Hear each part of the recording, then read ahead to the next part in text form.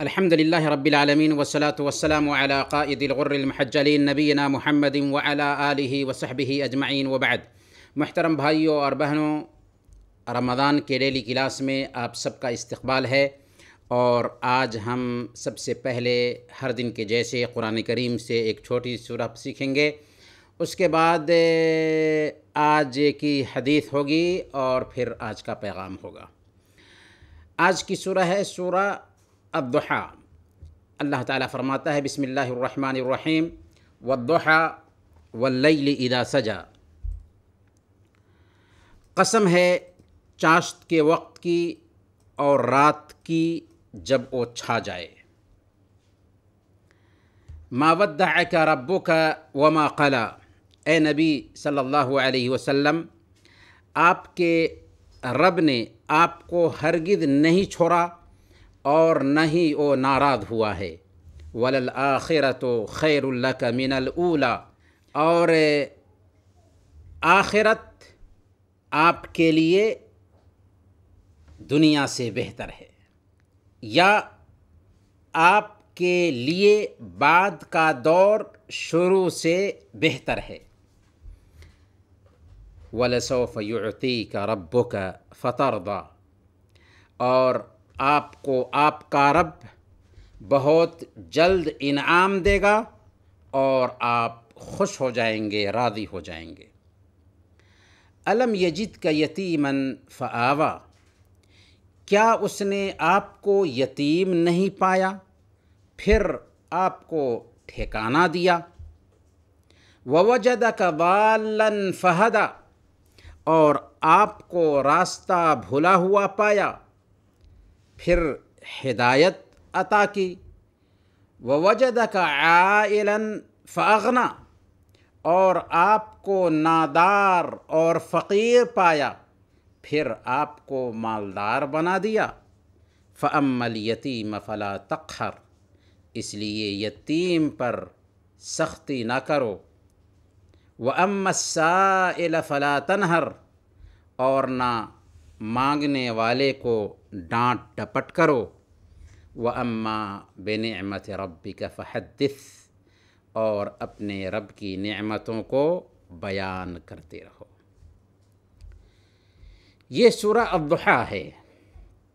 اللہ تعالیٰ نے اس سورہ میں سب سے پہلے دو چیزوں کی قسم کھائی، چاشت کے وقت کی اور پھر رات کی، جو دو آپس میں اپوزٹ چیزیں ہیں۔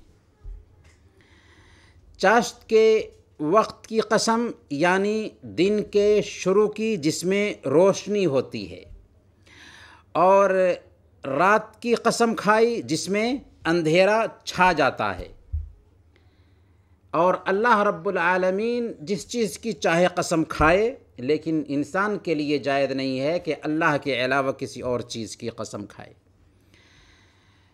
چنانچہ اللہ رب العالمین نے قسم کھانے کے بعد بیان فرمایا ما ودعک ربک وما قلی، اے نبی، آپ کے رب نے آپ کو ہرگز چھوڑا نہیں ہے اور نہ ہی وہ ناراض ہوا ہے۔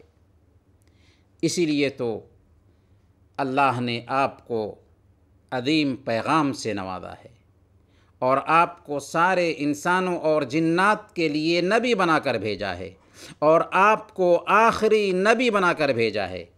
اب آپ کے بعد کوئی نبی اور رسول آنے والا نہیں ہے۔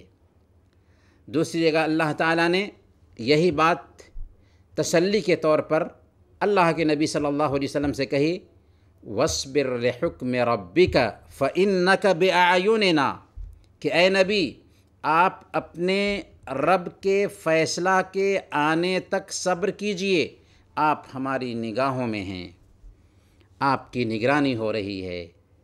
اس طرح اللہ رب العالمین نے اللہ کے نبی صلی اللہ علیہ وسلم کو چھوڑا نہیں، بلکہ اپنی رحمت اور اپنی نگرانی سے گھیرے رکھا۔ یہ آیت کریمہ ما ودعک ربک وما قلی اس وقت اتری جب کچھ دنوں کے لیے وحی کا سلسلہ رک گیا تھا، تو کچھ مشرکین نے یہ کہنا شروع کیا کہ اے محمد، لگتا ہے تمہارا رب تم کو بھول گیا ہے یا تم سے ناراض ہو گیا ہے۔ اس سندرب میں اللہ رب العالمین نے یہ آیت کریمہ اتاری اور کہا گیا کہ اے نبی، آپ سے آپ کا رب نہ تو ناراض ہے اور آپ کو چھوڑا بھی نہیں ہے، بلکہ آپ کی ہر وقت نگہبانی ہوتی ہے۔ وَلَلْآخِرَةُ خَيْرٌ لَكَ مِنَ الْأُولَى، یقیناً آپ کے لیے بعد کا دور شروع سے بہتر ہوگا، یا یہ مفہوم ہے کہ آپ کے لیے آخرت دنیا سے بہتر ہے، کیونکہ آخرت میں وہ چیزیں ہیں جنہیں نہ کسی آنکھ نے دیکھا ہوگا، نہ کسی کان نے سنا ہوگا، اور نہ کسی دل میں اس کا کھٹکا گزرا ہوگا۔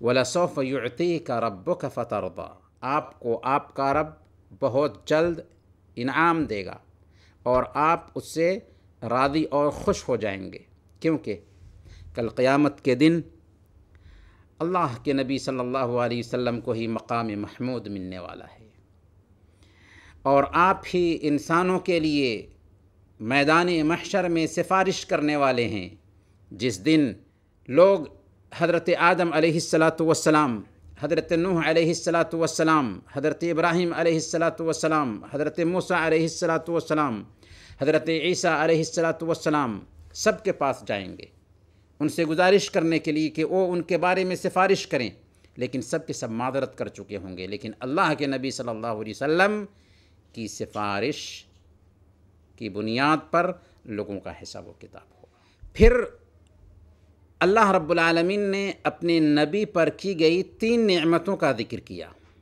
سورہ الشرح میں بھی اللہ تعالیٰ نے 3 نعمتیں بیان کی تھیں، اور اس سورہ میں بھی اللہ رب العالمین نے 3 نعمتوں کا ذکر کیا ہے۔ پہلی نعمت الم یجدک یتیما فآویٰ، کیا اللہ تعالیٰ نے آپ کو یتیم نہیں پایا پھر آپ کو ٹھکانہ فراہم کیا؟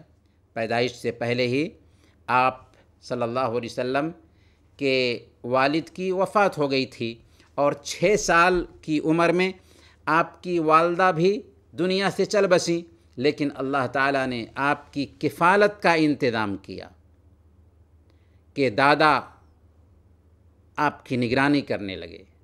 دادا کے جانے کے بعد چچا نے آپ کا ہر طریقے سے خیال رکھا، یہاں تک کہ اخیر وقت تک آپ کی نگرانی کی، آپ کا خیال رکھا۔ وَوَجَدَكَ ضَالًّا فَهَدَىٰ، اور آپ کو راستہ سے بھولا ہوا پایا، پھر ہدایت دی۔ مطلب یعنی آپ کو وحی سے پہلے دین اور ہدایت کا علم نہیں تھا، اللہ تعالیٰ نے وہ علم عطا کیا جس کی بنیاد پر آپ کو ہدایت ملی، جیسا کہ اللہ تعالیٰ نے دوسری جگہ سورہ النساء میں بیان فرمایا وَعَلَّمَكَ مَا لَمْ تَكُنْ تَعْلَمْ، اور آپ کو وہ سکھایا جسے آپ نہیں جانتے تھے۔ آپ امی تھے، نہ پڑھنا جانتے تھے اور نہیں لکھنا جانتے تھے، لیکن آپ کے پاس جو کچھ بھی علم تھا یہ علم اللہ کی طرف سے تھا۔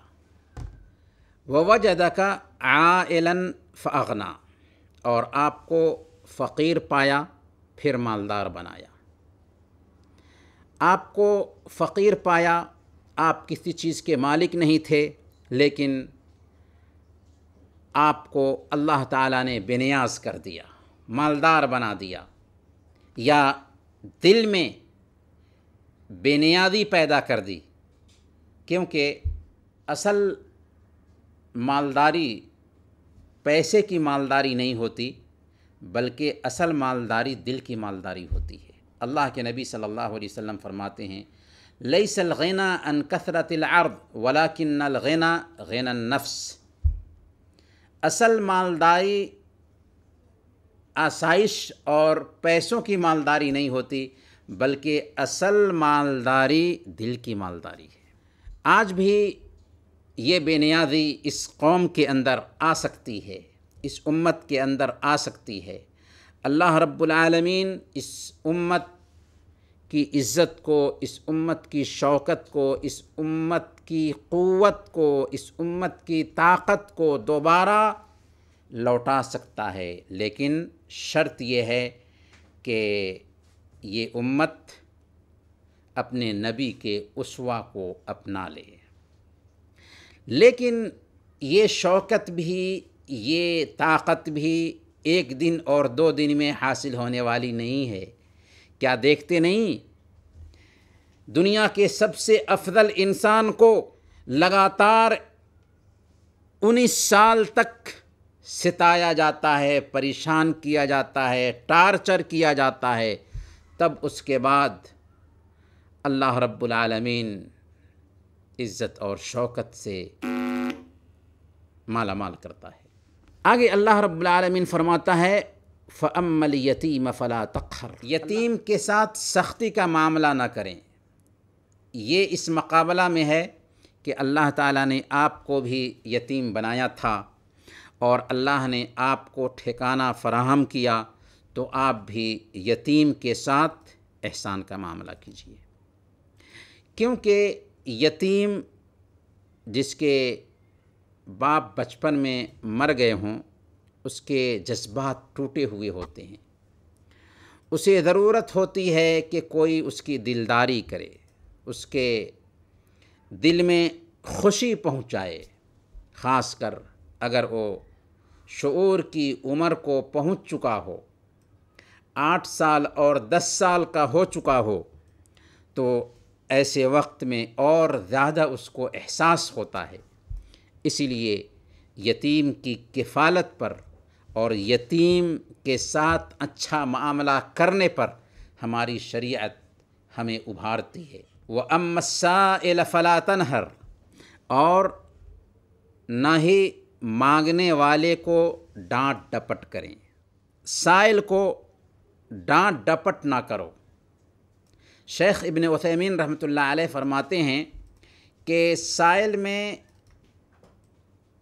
2 قسم کے لوگ آ جاتے ہیں، ایک مانگنے والا اور ایک وہ بھی جو علم مانگنے والا ہو، شریعت کی جانکاری لینے والا ہو۔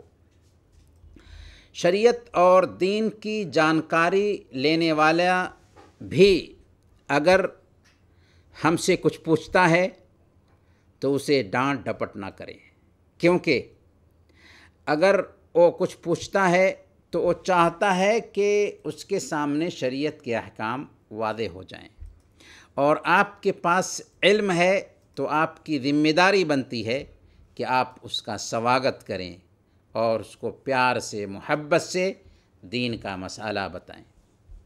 اور اس کے اندر مال مانگنے والا بھی شامل ہو جاتا ہے کہ اگر کوئی آدمی آپ سے مال مانگتا ہے، آپ سے مدد مانگتا ہے، تو آپ اسے ڈانٹ ڈپٹ نہ کریں۔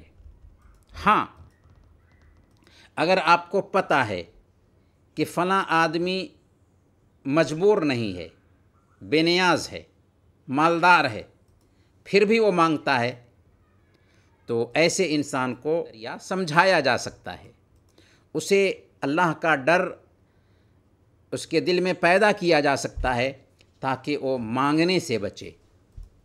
آگے اللہ رب العالمین نے فرمایا وَأَمَّا بِنِعْمَةِ رَبِّكَ فَحَدِّثْ،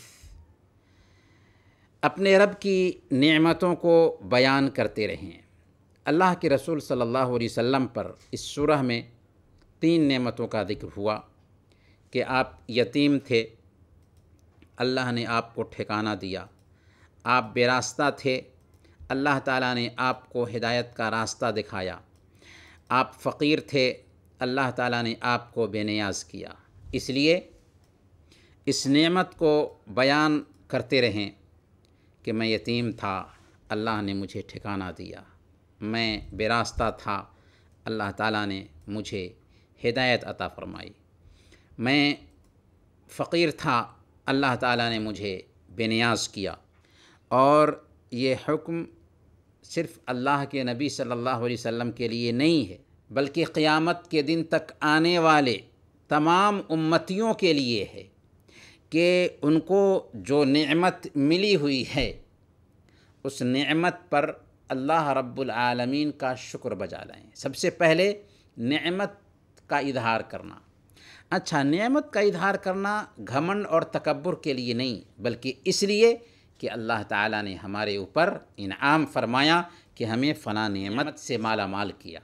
کویت کی اس دھرتی پر اگر اللہ رب العالمین نے آپ کو نوکری دے رکھی ہے اور آپ اپنے بچوں کے لیے کچھ کما لے رہے ہیں تو یہ بھی اللہ تعالیٰ کی بہت بڑی نعمت ہے، جبکہ آپ دیکھتے ہیں کہ آپ کے جیسے ہی صلاحیت رکھنے والے بہت سارے بھائی ہیں جن کے پاس کام نہیں ہے، آپ سے بہتر قابلیت رکھنے والے بہت سارے بھائی ہیں جو بے روزگار ہیں۔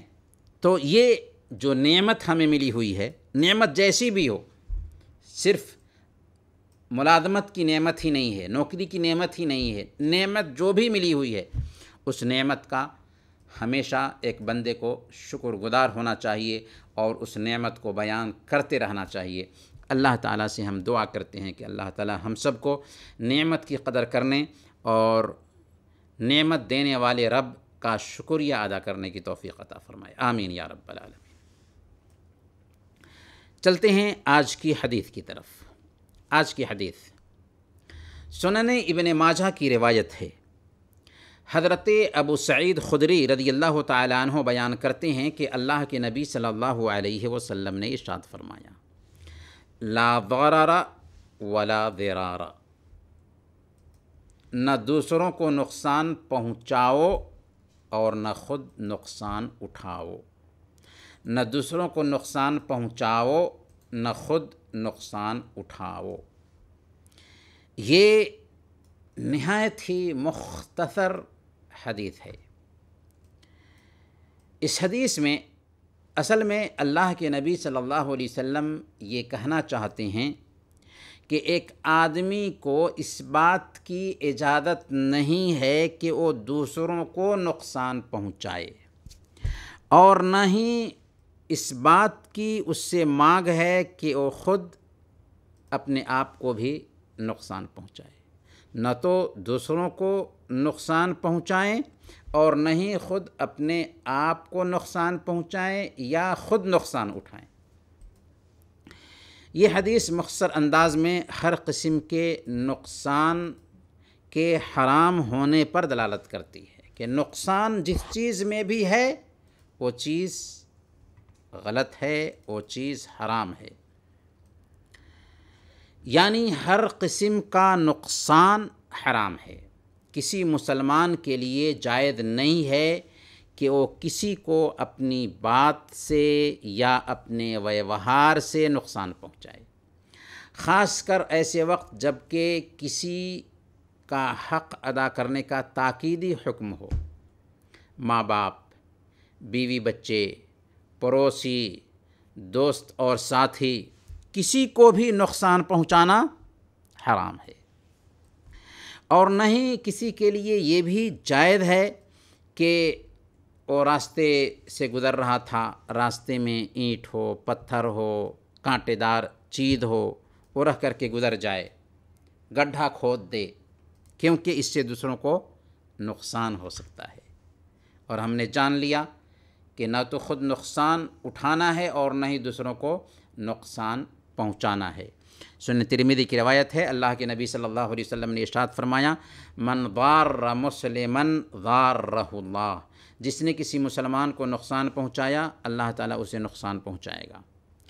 چاہے کس کو بھی نقصان پہنچائے، نقصان پہنچانا جائز نہیں۔ اس بات کی اجازت نہیں ہے ہماری شریعت میں کہ جس کام میں ہمارا فائدہ ہو اور دوسرے کا نقصان ہو وہ کام کریں، کیونکہ آپ کو تو فائدہ ملے گا لیکن آپ کے فائدے کی وجہ سے دوسرے کا نقصان ہو جائے گا تو آپ کے لیے وہ کام کرنا بھی جائز نہیں ہے۔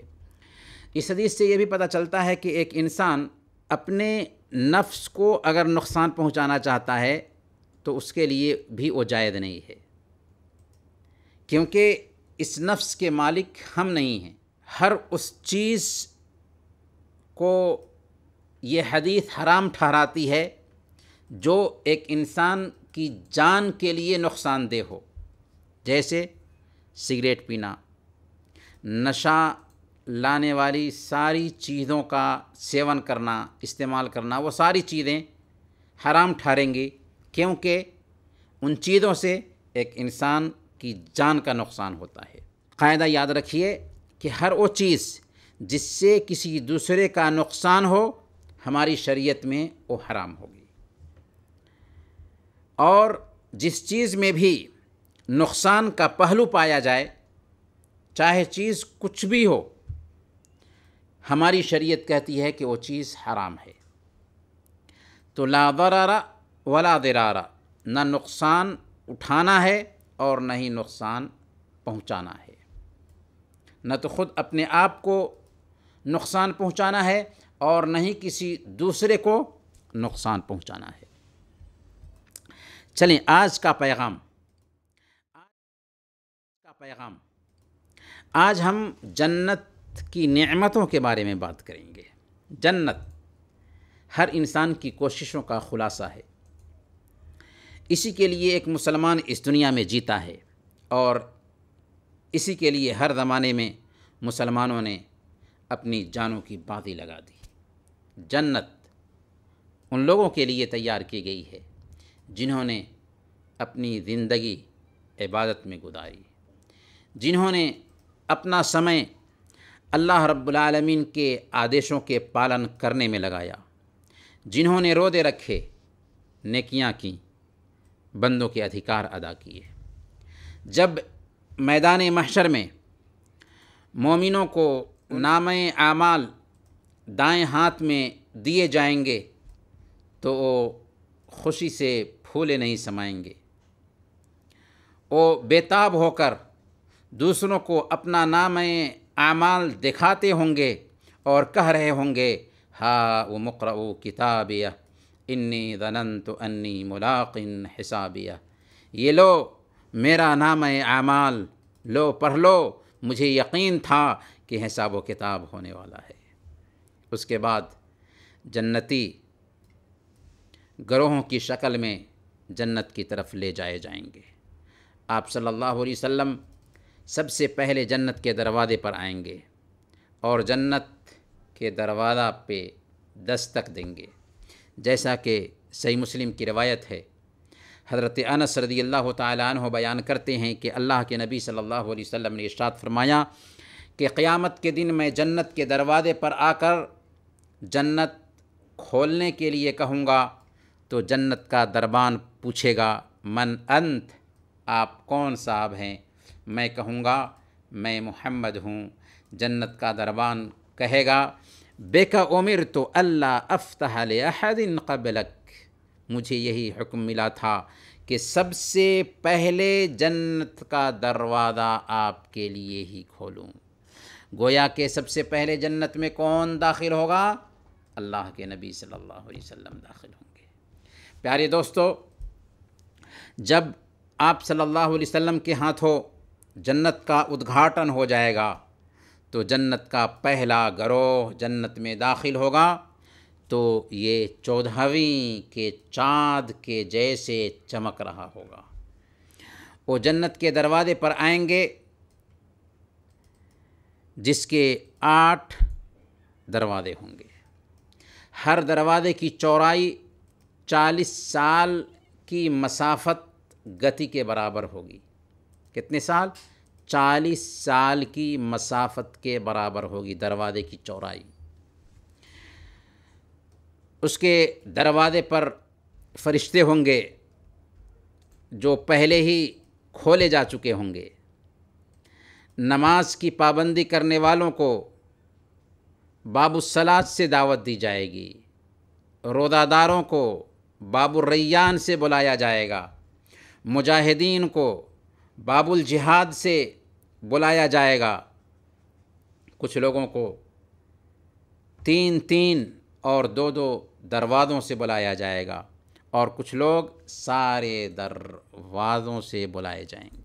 جنت کے دربان دروازے پر کھڑے ہو کر جنتیوں کا سواگت کر رہے ہوں گے، ان لفظوں میں سواگت کریں گے سلام علیکم طبتم فادخلوها خالدین، سلام ہو تم پر، تم اچھے رہے، داخل ہو جاؤ جنت میں ہمیشہ ہمیش کے لیے، سلام ہو تم پر، تم بہت اچھے رہے، داخل ہو جاؤ جنت میں ہمیشہ ہمیش کے لیے۔ اور ایسا کیوں نہ ہو کہ وہاں کی نعمتیں بے مثال ہیں اور انسانی تصور سے باہر ہیں۔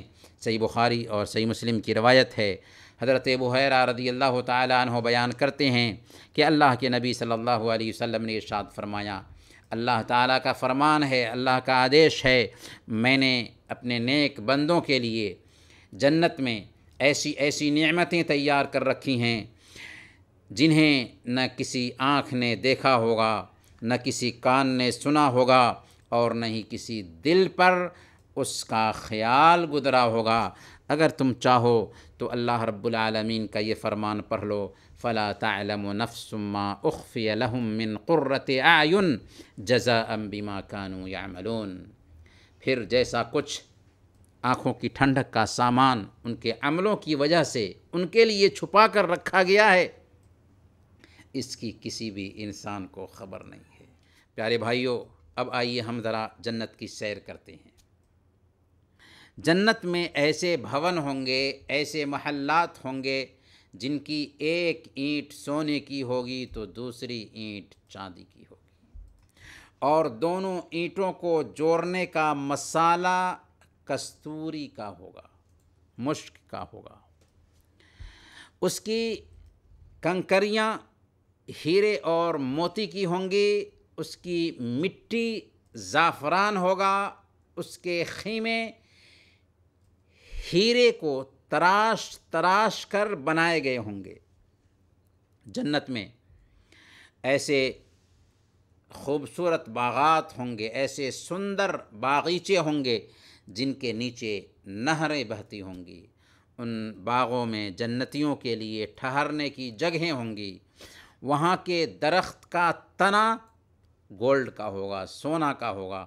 سنن ترمذی کی روایت ہے، اللہ کے نبی صلی اللہ علیہ وسلم نے ارشاد فرمایا، ما فی الجنت شجرۃ الا وساقها من ذہب، جنت کے ہر درخت کا تنا سونے کا ہوگا، اور ہر درخت کی چوڑائی ایسی کہ تیز رفتار گھوڑے کا سوار بھی 100 سال تک اس کی چھاؤں کو پار نہیں کر سکتا۔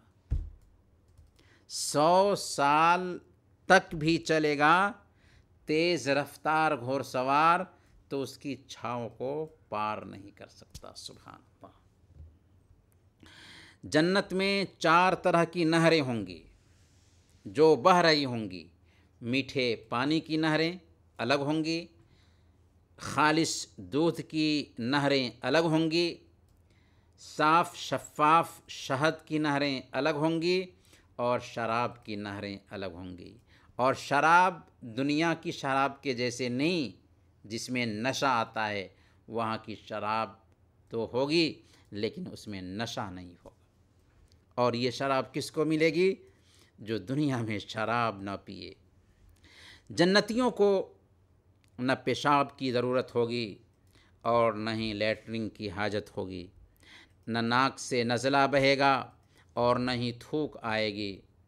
ان کی کنگھیاں سونے کی ہوں گی، مشک جیسا خوشبودار ان کا پسینہ ہوگا، چمکتی ہوئی روشنیاں ہوں گی، بگولے اٹھاتی ہوئی خوشبوئیں ہوں گی، اور دل لگی کے لیے خوبصورت برابر عمر کی عورتیں ہوں گی۔ اتنی خوبصورت عورتیں کہ ان کی سندرتا اور خوبصورتی کی وجہ سے ان کی پنڈلی کا گودا گوشت اور ہڈی کے پیچھے سے نظر آ رہا ہوگا۔ یہ بات ہمارے حبیب محمد الرسول اللہ صلی اللہ علیہ وسلم نے بتائی ہے۔ صحیح بخاری کی روایت ہے، اللہ کے نبی صلی اللہ علیہ وسلم ارشاد فرماتے ہیں، لو ان امرأة من اہل الجنہ اطلعت الى اہل الارض لاضاءت ما بینہما ولملأته ریحا ولنسیفها على رأسها خیر من الدنیا وما فیہا۔ جنتیوں کی بیویاں اتنی خوبصورت ہوں گی، اتنی خوبصورت ہوں گی کہ اگر ان میں سے ایک عورت زمین والوں کی طرف جھانک لے تو آسمان اور زمین کے درمیان کا پورا حصہ چمک اٹھے اور خوشبو سے بھر جائے، اور اس کے سر کا دوپٹہ اتنا قیمتی ہوگا، صرف دوپٹہ اتنا قیمتی ہوگا کہ دنیا اور اس کی ساری چیزوں سے بہتر ہے۔ سبحان اللہ۔ اس لیے اے او نوجوانوں جو دنیا کی ناجائز شہوتوں میں پھنسے ہوئے ہو، اے او لوگوں جو عورتوں سے ناجائز طریقے سے لطف اٹھا رہے ہو، گھروں میں، بازاروں میں، ٹیلی ویژن اور میگزین کی ننگی تصویریں دیکھ کر جنت کی حوروں کو یاد کرو، جنت کی نعمتوں کو یاد کرو، جنت میں جو نعمتیں ملنے والی ہیں ان نعمتوں کو یاد کرو۔ پھر جنت میں پکار لگانے والا پکار لگائے گا، اے جنت کے باشندوں، تمہارے لیے خوشخبری ہے، تم ہمیشہ صحت مند رہو گے، کبھی بیمار نہ ہوگے، تم زندہ رہو گے، کبھی موت نہ آئے گی، تم جوان رہو گے، کبھی بوڑھے نہ ہوگے، ہمیشہ نعمتوں میں رہو گے، کبھی محروم نہ کیے جاؤ گے۔ جنت میں عمر کتنی ہوگی؟ 33 سال کی عمر ہوگی، مرد کی بھی اور عورت کی بھی۔ پھر جنت میں جنتیوں سے پوچھا جائے گا، تریدون شیئا ازیدکم، تمہیں اور بھی کوئی چیز چاہیے ہم تمہیں عطا کریں؟ جنتی کہیں گے، جیسا کہ صحیح مسلم کی روایت ہے، جنتی کہیں گے الم تبید وجوہنا، اے میرے رب ہم آخر تجھ سے کس چیز کا سوال کریں؟ تو نے تو ہمیں بے شمار نعمتیں دے رکھی ہیں، کیا تو نے ہمارے چہروں کو چمکدار نہیں بنا دیا؟ کیا تو نے ہمیں جہنم سے نجات نہیں دی اور جنت میں داخلہ نصیب نہیں فرمایا؟ آخر ہم کس چیز کا تجھ سے سوال کریں؟ تب اللہ رب العالمین اپنا پردہ ہٹا دے گا، سارے جنتی اللہ رب العالمین کو دیکھیں گے۔ اس وقت انہیں معلوم ہوگا کہ جنت کی نعمتوں میں سب سے زیادہ بہتر چیز اللہ رب العالمین کا دیدار ہے۔ یہ ہے جنت اور اس کی نعمتیں، جس میں داخل ہونا ہر مسلمان کی چاہت ہونی چاہیے۔ اس لیے غفلت اور سستی کب تک؟ حرام لذتوں سے ہمیں توبہ کرنی ہے، گمراہی کے سارے دروازوں کو بند کرنا ہے، عبادت کو گلے کا ہار بنانا ہے، اللہ کے آدیشوں کا پالن کرنا ہے، اور اللہ اور اس کے رسول کے طریقے کے مطابق زندگی گزارنی ہے، اور ہمیں دعا کرنی ہے کہ اے اللہ ہمیں جنت الفردوس میں جگہ نصیب فرما، اے اللہ ہمیں جنت الفردوس میں جگہ نصیب فرما، اے اللہ ہمیں جنت الفردوس میں جگہ نصیب فرما۔ اللہ تعالی ہم سب کو جنت الفردوس میں جگہ نصیب فرمائے اور جہنم سے بچائے، آمین۔ انہی چند کلمات کے ساتھ آج کا ہم درس ختم کرتے ہیں، کل انشاءاللہ پھر ملیں گے، تب تک کے لیے اجازت دیجیے۔ وصلی اللہ علی نبینا محمد وعلی آلہ وصحبہ اجمعین۔ سبحانک اللہم وبحمدک، اشہد ان لا الہ الا انت، استغفرک واتوب الیک۔